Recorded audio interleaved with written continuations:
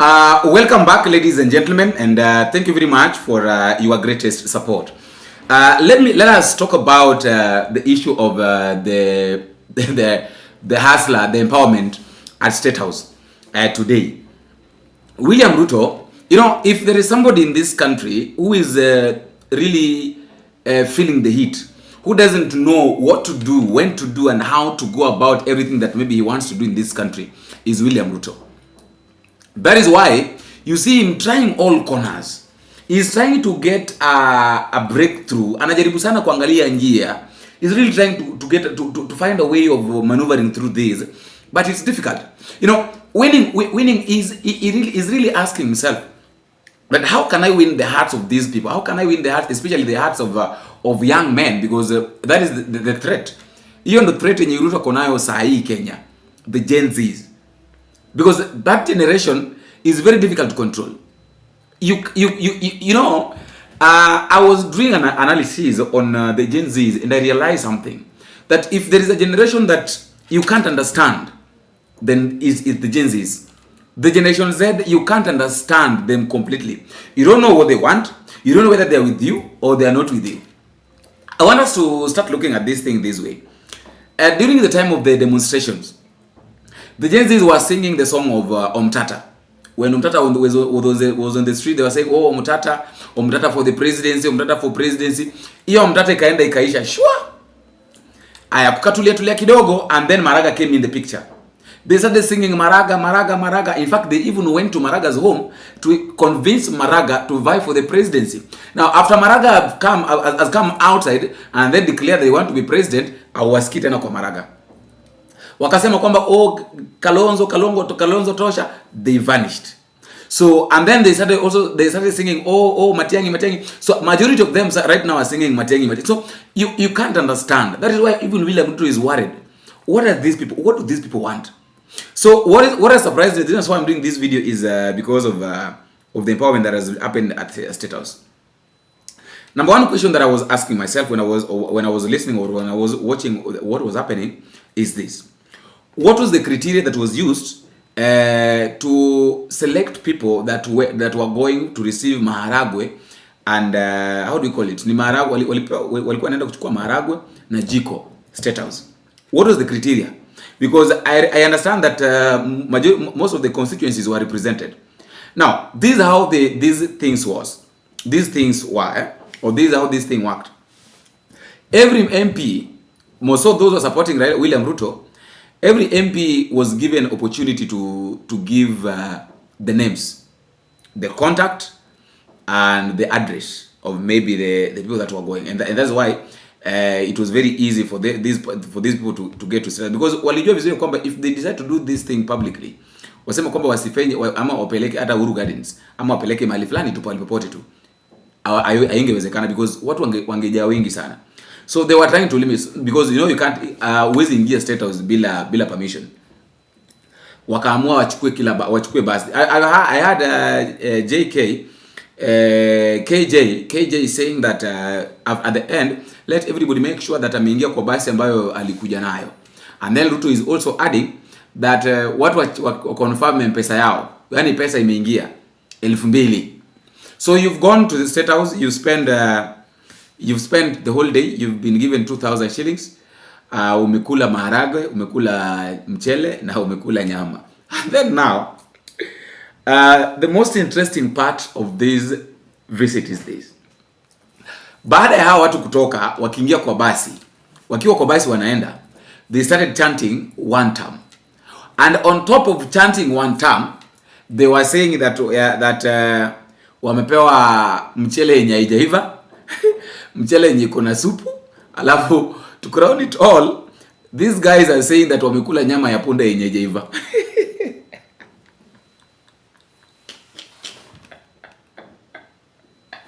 Tell you. Kwa kiongozi Kenya ni kujitakia shida. Huyu ni mkora kusema ametutoa fulisa, kutuambia sisi ni watu wenye analipa saa.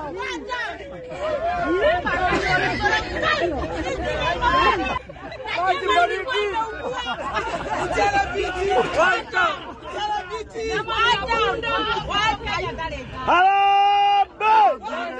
Mchele ijaiva. Mchele iko na supu.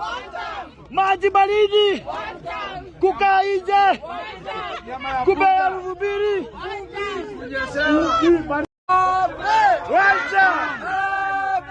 Wantam! Kasonga mwizi! Wantam! Kasonga mwizi! Wantam! Wantam! Wantam! Kasonga mwizi! Wantam! Kasonga mwizi! Wantam! Wantam! Wantam! Kasonga mwizi! Wantam! Kasonga muuaji!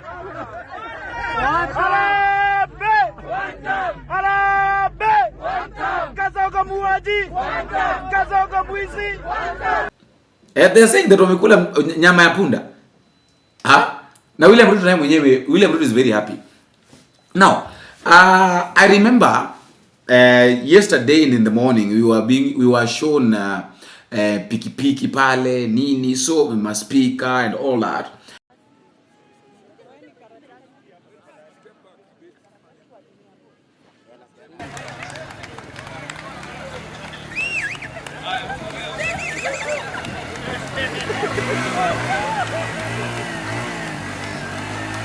Ishakuwa.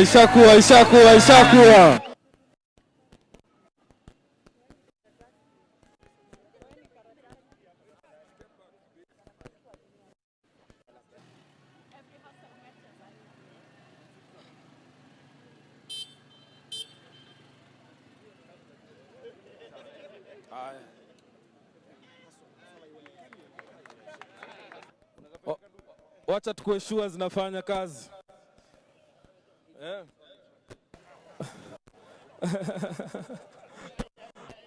Ishakuwa. Watabeba pick up. So I'll ask you to come closer. Of 181 I'd say by the end of today, all over Nairobi we'll have included into. There's a delay. But now there's a delay. And 5,000 liter water tank. Najua hapo ndani hata kwa hiyo group kuna City Park Youth, kuna and 100 seat capacity tent by the time they underestimate the demand. Being a city, so when we started receiving that has demands for tents, events and night na kuosha nguo in the microeconomy. This one, in fact, there's a bakery you have visited, karibu na Nairobi River. Yes.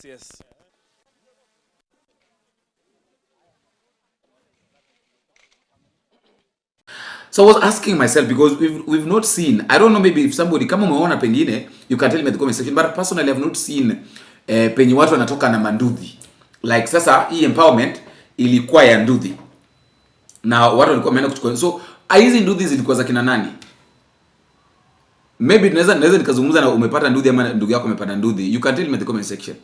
Because personally mimi sijaona mtu yote. Kwani hizi nduthi zilikuwa zinawekwa kwa boot za gari ama? No, to be sincere. Hizi nduthi zilikuwa za kina nani? Unajua hapa Statehouse pale nyuma watu ambao wanakuja hapa walikuwa ni wale wadosi. Sasa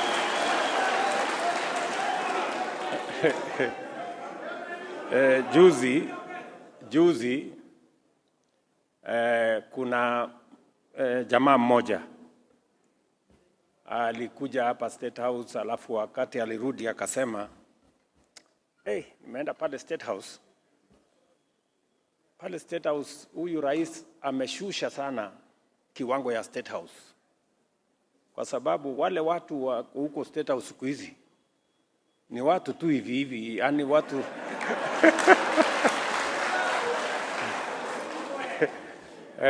kwa sababu hapa ilikuwa ni lazima uwe waziri ama uwe PS, governor wa mali fulani, ambassador wa mali fulani, lakini siku hizi hata boda wako around. Ndio? Na hakuna makosa. Si ndio? Kwani iko makosa? Hakuna makosa. Kwa sababu tunataka nchi ambayo imeshikamana. Wapi kelele ya rais? Watu wangu wa Nairobi,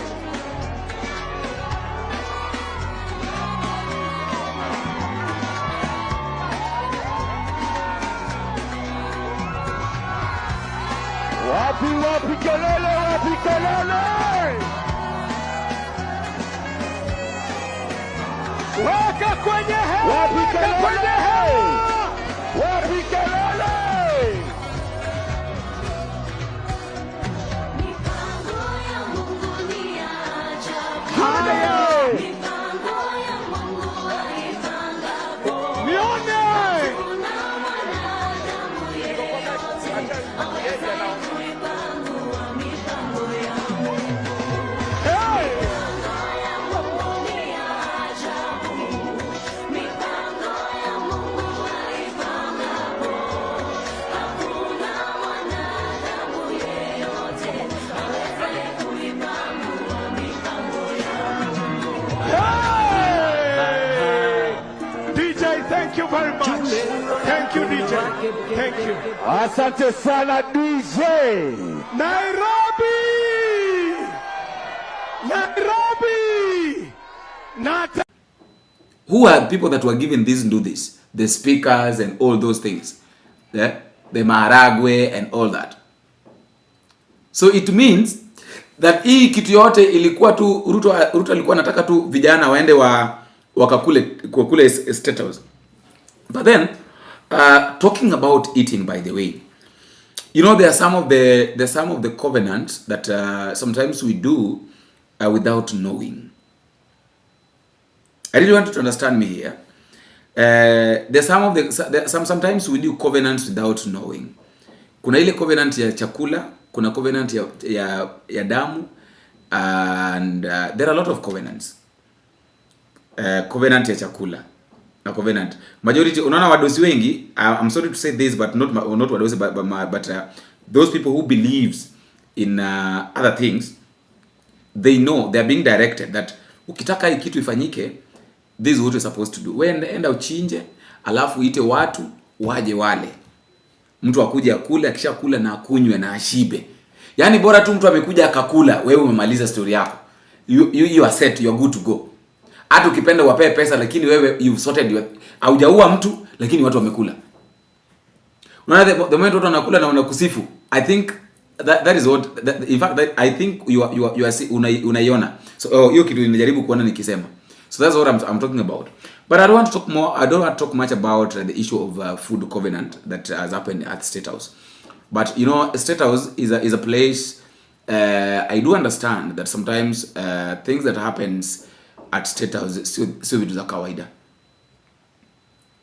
Vitu zinafanyika at Statehouse sio vitu za kawaida, and someone who is going there anafaa kuwa very much cautious. What are you going to do? Why are you going there? Okay, what has driven you? What is the ending? What has driven you to go? Such kind of questions. Such kind of questions. That why are you going? What have you going to do? Like this situation now, watu wameenda kukula, wameitwa na Ruto waende wakule, alafu walipwe 2,000. Uende ukule mchele yenye haijaiva, ukule nyama ya punda, mchele yenye kuna supu, alafu upewe maji baridi na umeshiba, alafu toke. Lakini Ruto pia, nimekwambia Ruto, hakuna mtu mwenye anaona shida hii Kenya kama Ruto. Just imagine taking advantage of the poor. I don't know why these people normally wants to take advantage of the poor in the name of empowerment. So what are you empowering? Are you really empowering these guys? Are you really empowering these people? Or what is your end game? What are you driving? Like what are you doing? That is the question. What are you really doing? You know, such kind of things. Like, okay, you want to empower us. Is this the best way of empowering people? If it's the best way, according to you, if it's the best way, then well and good. We'll support. But if it's not the best way, if this is not the best way of supporting people, then why can't you do something different from what you're doing? What about you? These are only 10,000. Now I want us to calculate. How many people have gone to Statehouse? Watu wangapi wameenda Statehouse? 10,000. Alafu akapewa 2,000 Kenya shillings. So hiyo ni pesa ngapi yote imetumika? 2,000, giving 2,000 to each of them. That is roughly 200 eh? And then ile yenye imepotea tu hapa katikati, kuhaya vitu nini, kulipa transport and all that, imekuwa mingi sana. Don't you think that hiyo pesa ingetosha kufanya kitu ingine? Hiyo pesa ingesaidia mahali fulani, ingesaidia kufanya jambo fulani and all that. That is just my thought, by the way. Hiyo ni jambo, I was just trying to think. You know, you're giving people food and then wakishatoka wanakuharibia jina na kuambia Wantam, chakula yako haijaiva bla bla bla. Wewe mwenyewe at the back of your mind, wewe umetoka unasema, wakitoka unasema hao watu ni mwakamata. Moja ni kitu fani sana. People have it's like people have come to, you've gone to visit somebody. And then this person maybe ukishaenda kumtembelea na kufanyia 1 2 3 things. So wewe ukitoka anasema huyu mtu nimemfanyia vizuri sana, lakini wewe mwenyewe you know very well that there's nothing that this person has done. Especially this one normally happens with the high class and the low class people. When a low class person goes to visit a high class person, and then actually when a high class person goes to visit a low class person anazangangana sana, pengine ampikie chai ya maziwa na mandazi na ndazi au mahamri. You know, the high class people, they don't eat too much. They only take fruits. Chakula kidogo tu. Wewe umengangana hapo nini, and then huyo mtu akishatoka, you hear the person, maybe kama hujasikia, but the person says that yule mtu anapinipea chakula na hata mimi sikuwa nataka hiyo chakula, amenipea chakula mbaya. You see? So that is exactly what has happened with William Ruto. I think you're relating. Umetupea chakula bichi, wewe bado ni one time. At some point I was asking myself, in the previous, you saw in the previous video, I asked this question, that who are we supposed to blame? Should we blame the people that have gone to Statehouse, or are we supposed to blame William Ruto for calling people? Little did we know that these people will start singing Wantam at the end of the day. After all, guys, that's just my thought, and that is all I have for now. Let me know what to think at the comment section, but please don't forget to click the subscribe button. You can as well tell me where we're watching this video from and how these videos are reaching. Until we meet again, I have been your host, Bing.